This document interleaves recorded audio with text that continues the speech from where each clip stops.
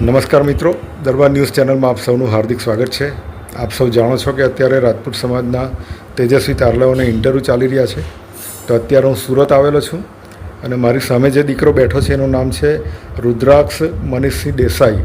તેઓ કામરેજ તાલુકાના ચીખલી ગામના મૂળ વતની છે, પણ ઘણા વર્ષોથી સુરત રહે છે.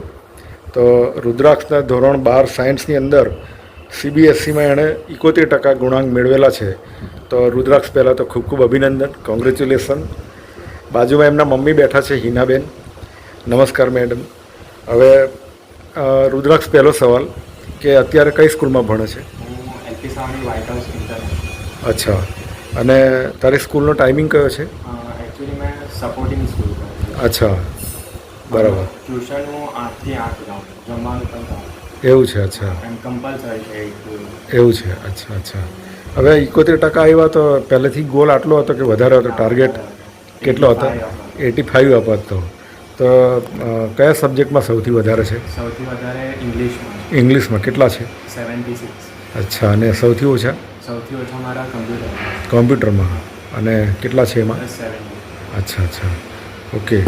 હવે 12 સાયન્સમાં તારા 71% આવ્યા તો કંઈક વાંચવાનું શિડ્યુલ પણ તે બનાવ્યું હશે.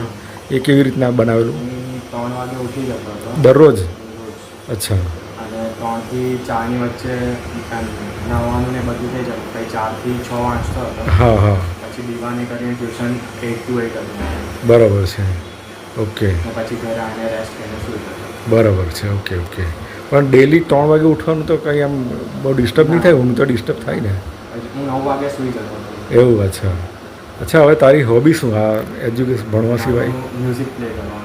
એટલે વગાડે છે, ગાય છે, શું કરે છે? એટલે શું વગાડે? ગિટાર વગાડવાનું. ગિટાર વગાડે છે. ગિટાર શીખો છે? હા, શીખું છું. એટલે ક્લાસીસમાં શીખો છે? અચ્છા, ચાલો, બહુ સરસ.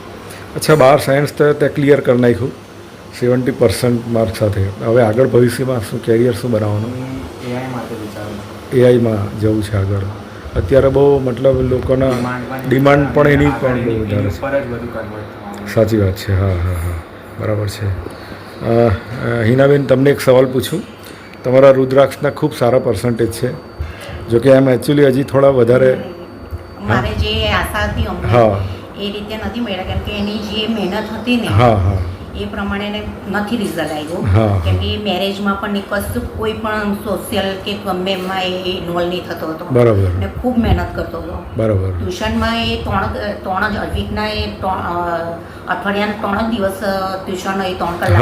હા હા. પણ રોજ જ એને 8 થી 8 રોજ જવાનું. બરાબર. અને રોજ 3 વાગે ઉઠીને એ વાંચતો જ હતો. બરાબર. હું જોતી હતી, પણ એના હિસાબે જે રિઝલ્ટ મળવું એટલે જોઈએ એની મહેનત પ્રમાણેનું નથી નથી. મળ્યું.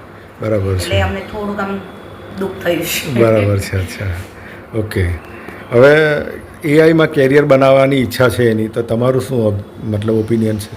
ને તમારે એને જેમાં કેરિયર બનાવવું છે એમાં મારો પૂરતો સપોર્ટ છે, કેમ કે એને અમારે અબ્રોડ મોકલવાનો છે. અચ્છા, હા. તો ત્યાં તો આની જ ડિમાન્ડ છે. બરાબર. એટલે અમારે એની ઈચ્છા છે જે ફિલ્ડમાં એમાં અમે 100% સપોર્ટ કરીએ છીએ. બરાબર. અચ્છા, ગુજરાત આપણું જે બોર્ડ છે અને CBSE બોર્ડ, એ બેમાં શું ફરક છે? શું લાગે તને? CBSE બોર્ડમાં પેપર ટફ બને. અચ્છા. અને ગુજરાત બોર્ડમાં ચેકિંગ બહુ ગંદુ થાય. હા હા. એટલે જે ટીચર્સ હોય ચેકિંગ કરવાવાળા એ ગુજરાતી મીડિયમના અને એ લોકો ઇંગ્લિશના પેપર ચેક કરે. બરાબર. તો એ લોકો પાસે પેમ્પલેટ એમાં જે આન્સર હોય એ જોવા જોઈએ. અને પછી તમે તમારી લેંગ્વેજમાં લખેલા હોય તો નહીં ચાલે. બરાબર. એટલે CBSEમાં પેપર હાર્ડ હોય, બટ આમાં ચેકિંગ હાર્ડ હોય. એવો તારો એક્સપિરિયન્સ છે, તને એવું લાગે છે? બરાબર. CBSE થોડું હાર્ડ તો ખરું જ ને. હા, અઘરું તો ખરું પેલા કરતા તો. હાર્ડ GBSE કરતા. હા હા હા. CBSE હાર્ડ ને પેપર પણ એના હાર્ડ નીકળે. બરાબર, ઓકે. હવે રુદ્રાક્ષ 10ની અંદર કેટલા, 10મા ધોરણમાં કેટલા પર્સન્ટેજ હતા? 80% હતા. તો આમાં 9% ઘટી ગયા. તો પ્રોગ્રેસ મતલબ આગળ થવાની જગ્યાએ થોડો ફરક પડ્યો. તો એનું શું રીઝન તને શું લાગે? મુખ્ય શું કારણ લાગે? એક તો બહુ બધી વસ્તુ વાંચવાની આવી 12થમાં, અને એક બધી જ વસ્તુ વાંચી. બધી વસ્તુની જગ્યાએ એક સિસ્ટમની રીતે વાંચવાનું હતું કે આ જ વસ્તુ વાંચવાની છે ને આટલી જ વસ્તુમાંથી પૂછવાનું. બરાબર. અમે બધું જ વાંચતા હતા, એમાં ઘટી ગયું. બરાબર છે. બધું વાંચવાની જગ્યાએ એક સિસ્ટમને ખબર છે આમાંથી જ પૂછવાનું છે, તો એ જ ટોપિક વાંચવાનો હતો. બરાબર છે. એટલે એ થોડી મતલબ એમાં પ્લાનિંગમાં ગડબડ થઈ ગઈ. અને હું મારા અમુક બીજી એક્ઝામની ઉપર ફોકસ કરતો હતો. બરાબર છે. ઓકે. હવે અત્યારે છે ને હિનાબેન તમને સવાલ પૂછું કે પેરેન્ટ્સનો સૌથી મોટો જે સવાલ છે તે જે છોકરાઓ છે ભણતા છોકરાઓ તે મોબાઈલનો બહુ વધારે પડતો યુઝ કરે છે, ટીવીમાં વધારે પડતા રચ્યા પચ્યા રહે છે, જેને કારણે એ લોકોનું જે કેરિયર બનવું જોઈએ કે જે કંઈક ગોલ હોય તે હટી જાય છે. તો તમારા રુદ્રાક્ષનો કેટલો યુઝ હતો, કેવી રીતના યુઝ કરતો હતો? મારા રુદ્રાક્ષનું સાચું પૂછે ને હા. તો બિલકુલ જ આમ હતો યુઝ. અચ્છા. પણ આખા દિવસમાં માને કંઈક આમ બહુ જ કંટાળી ગયો હોય ને હા, હા. કે હવે મારે ખાલી relax થવા માટે. રિલેક્સ થવા માટે થોડીક વાર 5-10 મિનિટ લેતો હતો. એની ઇન્સ્ટા યુઝ કરતો હતો, એની ફેસબુક કશું નહીં. હજુ હમણાં જ એને બધું ચાલુ કર્યું. અચ્છા. ટીવી પણ એને કેવું કોઈક વાર ઘરે આવે જમવા, આમ તો ટ્યુશનમાં જ મારે ટિફિન આપવા જવાનું હતું. અચ્છા. પણ ઘરે આવે ને તો જમતા જમતા રિલેક્સ થવા સારું મૂવી જોઈતો ટીવી ચાલુ કરીને, તે પણ 5-10 મિનિટ. બરાબર છે.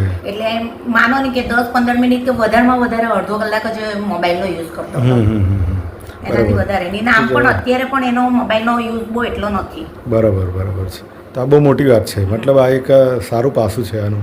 અચ્છા, રુદ્રાક્ષનું બીજા કોઈ પોઝિટિવ પાસા તમને શું લાગે? એનું પોઝિટિવ તો હું જે કે હું મારા હસબન્ડ કે તો બધું એ ઓકે જ કે, ભલે એને નહીં જ ગમતું હોય તો પણ કોઈ આર્ગ્યુમેન્ટ નહીં કરે. સવારના ઉઠે, એનો જે રોજનો કાર્યક્રમ છે કે આટલા વાગે મારે ઉઠી જવાનું, એટલા વાગે ઉઠી જાય, રોજ દીવા કરવાના, રોજ મંદિરે જવાનું. પછી અત્યારે પણ રજા છે તો એ ઘરે બેસવાની નહીં, કે અત્યારે પણ એને શું કે આઈએલટીએસ ને બધું ચાલુ કરી દીધું. હમણાં બીજા એ 2-3 કોચ ને એ બધું અત્યારે ઇન્ક્વાયરી કરે છે, એટલે એ પણ ચાલુ કરી. એટલે એને કેવું બેસવું નહીં ગમે. બરાબર. કઈ ને કઈ એક્ટિવ હા, કઈ ને કઈ એક્ટિવિટી કર્યા કરે. બરાબર છે. આમાં અત્યારે તો એ શીખે જ છે ગિટાર તો, પણ અત્યારે જો ટાઈમ હશે તો એને કંઈક એમાં બાસ્કેટબોલમાં એને વધારે ઇન્ટરેસ્ટ છે. બરાબર. એ પણ કરશે. બરાબર. અચ્છા, સ્કૂલ લેવલે કોઈ કોમ્પિટિશનમાં ભાગ લીધો છે? હા, સ્કૂલ તો મારી સપોર્ટિવ હતી. હા. મારે ખાલી સેટરડે જ જવાનું. સેટરડે જ જવાનું. અચ્છા. ઓકે. બરાબર છે. ચાલો, ખૂબ ખૂબ અભિનંદન. અને એઆઈમાં ખૂબ સારું કેરિયર બનાવે, મમ્મી પપ્પાનું નામ રોશન કરે, સમાજનું નામ રોશન કરે, એવી હાર્દિક શુભેચ્છા. હા, થેન્ક યુ.